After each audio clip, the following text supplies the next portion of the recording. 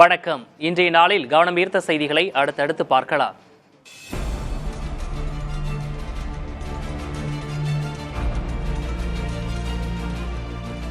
உலக வரலாற்றிலேயே மிக குறுகிய நாளாக நேற்றைய தினம், அதாவது ஜூலை 9ஆம் தேதி பதிவாகியுள்ளது. ஒரு நாள் என்பது 24 மணி நேரம் கொண்டது என கூறப்படும் நிலையில் நேற்று அதைவிட 1.3 மில்லி செகண்டுகள் குறைவாக இருந்ததாக வானியல் நிபுணர்கள் கூறியுள்ளனர். பூமி பந்து சுழலும் வேகம் அதிகரித்துள்ளதே ஒரு நாளிற்கான நேரம் குறைய காரணம் என நிபுணர்கள் கூறியுள்ளனர். வரும் 22ஆம் தேதியும் அதையடுத்து ஆகஸ்ட் 5ஆம் தேதியும் பூமியின் சுழலும் வேகம் இதைவிட அதிகரித்து ஒரு நாளிற்கான நேரம் மேலும் குறைய வாய்ப்பிருப்பதாக நிபுணர்கள் கூறுகின்றனர். பூமி பந்தின் மையக்கருவில் ஏற்பட்டுள்ள மாற்றங்கள், பருவநிலை மாற்றத்தால் பனிக்கட்டிகள் உருகுவது போன்ற இயற்பியல் காரணங்களால் பூமி சுழலும் வேகம் அதிகரித்திருப்பதாக நிபுணர்கள் கூறுகிறார்கள்.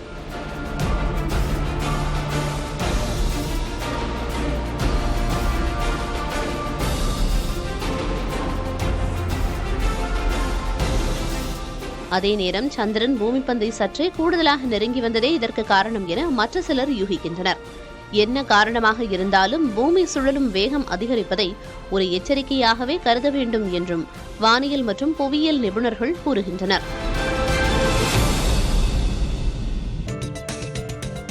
அமெரிக்காவின் ஹவாய் தீவில் உள்ள எரிமலை ஒன்று சீரத் தொடங்கியுள்ளது. கண்ணை பறிக்கும் வெளிச்சத்துடன் எரிமலை சீரும் காட்சிகள் அச்சம் தரும் வகையில் உள்ளது. எரிமலையிலிருந்து வெளியேறிய நெருப்பு குழம்புகள் பல கிலோமீட்டர் தொலைவுக்கு வரை பரவி வருகின்றன. இதனால் அப்பகுதியில் வசித்த மக்கள் முன்னெச்சரிக்கையாக வெளியேற்றப்பட்டனர்.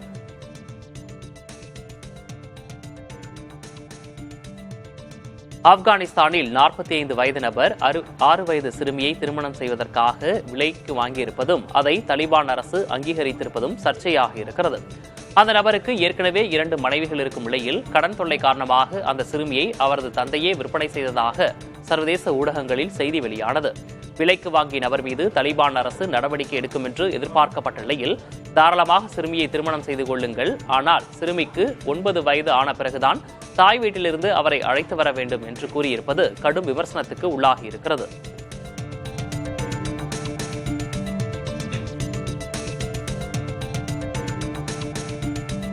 ஏமன் மற்றும் ஈரான் ஆதரவு பெற்ற ஹவுட்டி கிளர்ச்சியாளர்கள் சரக்கு கப்பலை தாக்கும் காணொலியை வெளியிட்டுள்ளனர்.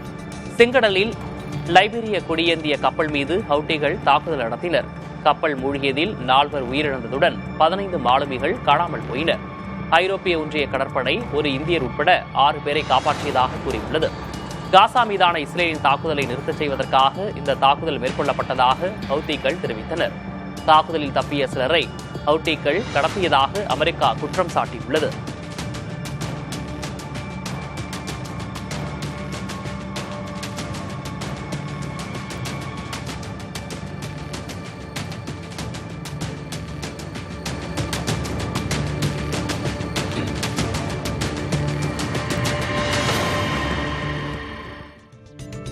பிரான்சில் தன் உயிரை பணயம் வைத்து தீ விபத்தில் சிக்கிய குழந்தைகளை காப்பாற்றிய நபரின் காட்சி இணையத்தில் வைரலாகி வருகிறது. பெலோசினோ சிசே என்பவரின் தீப்பற்றி எரியும் அடுக்குமாடி கட்டடத்தின் 6வது மாடியின் விளிம்பில் நின்று கொண்டு விபத்தில் சிக்கிய குழந்தைகளை காப்பாற்றினார். அவரின் நற்செயலை கண்டு பிரான்ஸ் அதிபர் இமானுவேல் மேக்ரான் தொலைபேசியில் தொடர்பு கொண்டு பாராட்டினார்.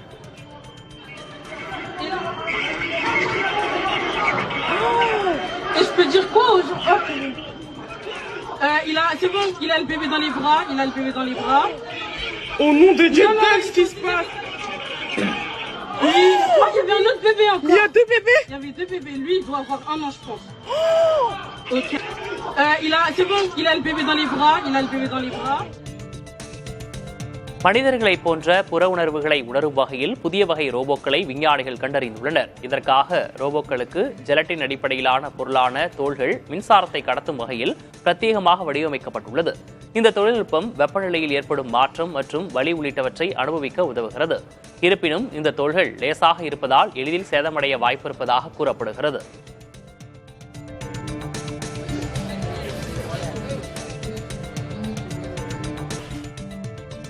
டானாக்காரன் இயக்குனர் தமிழ் இயக்கத்தில் நடிகர் கார்த்தி நடிக்கும் புதிய படத்திற்கு மார்ஷல் என பெயரிடப்பட்டுள்ளது. இந்த படத்திற்கான படப்பிடிப்பு இன்று முதல் தொடங்குகிறது.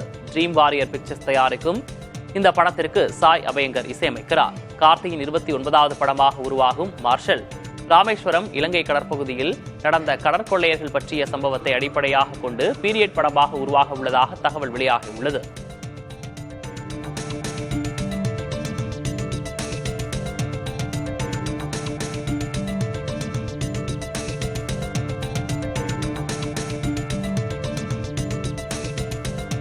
குறுஞ்செய்திகளில் எழுத்துக்களுடன் எமோஜிக்களையும் சேர்த்து அனுப்புவதால் உறவுகள் மேம்பட்டு நெருக்கம் அதிகரிப்பதாக அமெரிக்காவைச் சேர்ந்த பப்ளிக் லைப்ரரி சயின்ஸ் நடத்திய ஆய்வில் தகவல் வெளியாகியுள்ளது. நவீன யுகத்தில் நேரடி உரையாடலை விட சமூக வலைதள சேட்டிங் தான் அதிகம்.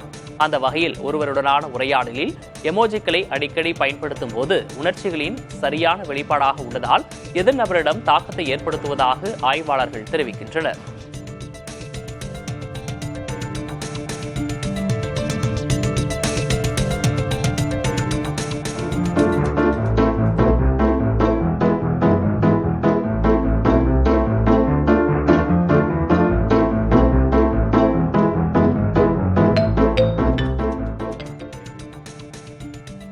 டைட்டன் நிறுவனம் 41 லட்சம் ரூபாய் விலை கொண்ட புதிய கைக்கடிகாரம் ஒன்றை தயாரித்துள்ளது. ஜல்சா என பெயர் கொண்ட இக்கடிகாரங்கள் 10 எண்ணிக்கையில் மட்டுமே தயாரிக்கப்பட்டுள்ளது.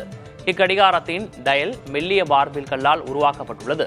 ராஜஸ்தானில் உள்ள புகழ்பெற்ற ஹவா மெஹல் கட்டடமும் யானை மீது அரசர் அமர்ந்திருக்கும் படமும் வரையப்பட்டுள்ளது. இக்கடிகாரங்கள் மூலம் உலகில் ஆடம்பர கடிகார சந்தையில் டைட்டனும் நுழைந்துள்ளதாக அதன் நிர்வாக இயக்குநர் வெங்கட்ராமன் தெரிவித்துள்ளார். இந்தியாவில் கடந்த 10 ஆண்டுகளாகவே ஆடம்பர கைக்கடிகாரங்களுக்கான தேவை அதிகரித்துள்ளதாகவும் அவர் கூறினார். Hand painted by a master craftsman. At its heart, a flying tourbillon. Where time doesn't tick, it dances. As if by magic. Web browser உலகில் கூகுள் நிறுவனம் ஆதிக்கம் செலுத்தும் நிலையில் அதற்கு போட்டியாக OpenAI நிறுவனமும் களமிறங்க உள்ளதாக தகவல் வெளியாகியுள்ளது. AI உதவியுடன் தரவுகளை தேடும் அதிநவீன வசதிகளுடன் கூடியதாக புதிய பிரவுசர் இருக்கும் என்றும் தகவல்கள் கசிந்துள்ளன. செயற்கை நுண்ணறிவு செயல்களில் உலக அளவில் OpenAI-யின் ChatGPT ஆதிக்கம் செலுத்துகிறது.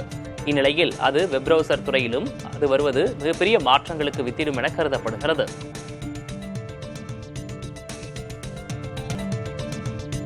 பெங்களூருவில் வசிக்கும் தெருநாய்களுக்கு இனி ராஜயோகம்தான்.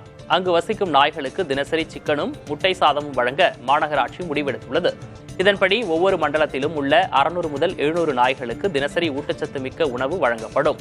நாய்களுக்கு உணவு வழங்கும் பணிக்காக 2,80,00,000 ரூபாய் ஒதுக்கியுள்ள மாநகராட்சி நிர்வாகம் இச்சேவையை வழங்குபவர்களை தேர்வு செய்வதற்கான டெண்டரையும் அறிவித்துள்ளது. இதை விலங்கு நல ஆர்வலர்கள் வரவேற்ற போதும் இதனால் தேவையற்ற தொல்லைகள்தான் ஏற்படும் என பொதுமக்கள் கூறியுள்ளனர்.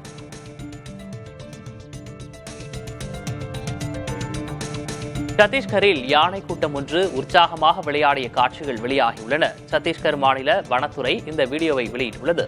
இதில் இதமான பருவகால வானிலையை அனுபவிக்கும் விதமாக யானைகள் ஒன்றோடு ஒன்று மண்ணில் புரண்டு மகிழ்ச்சியுடன் விளையாடிய காட்சிகள் ட்ரோன் கேமராவில் பதிவாகியுள்ளன.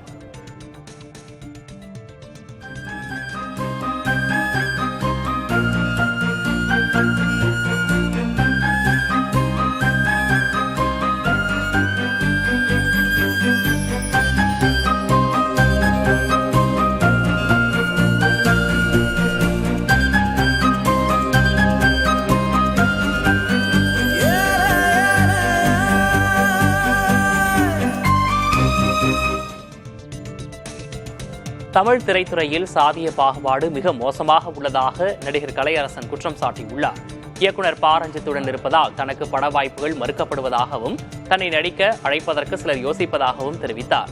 மேலும் தமிழ் திரைத்துறையில் சாதி இல்லை என்று சொல்கிறார்கள், ஆனால் இங்கு சாதிய பாகுபாடு மிக மோசமாகவே உள்ளது என்றும் கூறியுள்ளார். இந்த வாரம் முக்கியமான சில செல்போன்கள் அறிமுகமாகியுள்ளன. செல்போன் விற்பனையில் முன்னணியில் இருக்கும் சாம்சங் எலக்ட்ரானிக்ஸ் நிறுவனம் கேலக்ஸி தொடரில் மடக்கும் வகையில் 3 புதிய மாடல்களை அறிமுகம் செய்துள்ளது. புரூக்ளினில் நடைபெற்ற நிகழ்வில் Galaxy Z Fold 7, Galaxy Z Flip 7 மற்றும் குறைந்த விலையில் கேலக்ஸி Z Flip 7 FE ஆகியவை வெளியிடப்பட்டன. கேலக்ஸி Z Fold 7-இன் தொடக்க விலை 1,75,000 ரூபாய் என்றும் கேலக்ஸி Z Flip 7-இன் தொடக்க விலை 1,10,000 முதலும் Flip 7 FE மாடல் 89,000 ரூபாய் முதலும் என அறிவிக்கப்பட்டுள்ளது. அதேபோல 2 தினங்களுக்கு முன்பு OnePlus நிறுவனத்தின் Nord 5 மற்றும் Nord C5 மொபைல் போன்கள் அறிமுகப்படுத்தப்பட்டுள்ளன. இந்தியாவில் இந்த போன்களின் தொடக்க விலை $22,999 என அந்நிறுவனம் தெரிவித்துள்ளது. கோல்டு ETF ஃபண்டுகளில் 5 மாதங்களில் இல்லாத அளவிற்கு ஜூன் மாதத்தில் 2081 கோடி ரூபாய் முதலீடுகள் குவிந்துள்ளதாக மியூச்சுவல் ஃபண்ட் அசோசியேஷனான AMFI தெரிவித்துள்ளது. முந்தைய மே மாதத்தில் கோல்டு ETF ஃபண்டுகளில் 292 கோடி ரூபாய் மட்டுமே முதலீடுகள் செய்யப்பட்டிருந்தன. சர்வதேச அளவில் அரசியல் பதற்றங்கள் காணப்பட்ட நிலையில் பங்குச்சந்தைகளில் அதிக ஏற்ற இறக்கங்கள் காணப்பட்டன. அதே நேரம் தங்கம் விலை ஏற்றத்திலேயே காணப்பட்டது. இதன் காரணமாக கோல்டு ETF ஃபண்டுகளில் அதிக அளவு முதலீடுகள் வந்துள்ளதாக AMFI தெரிவித்துள்ளது.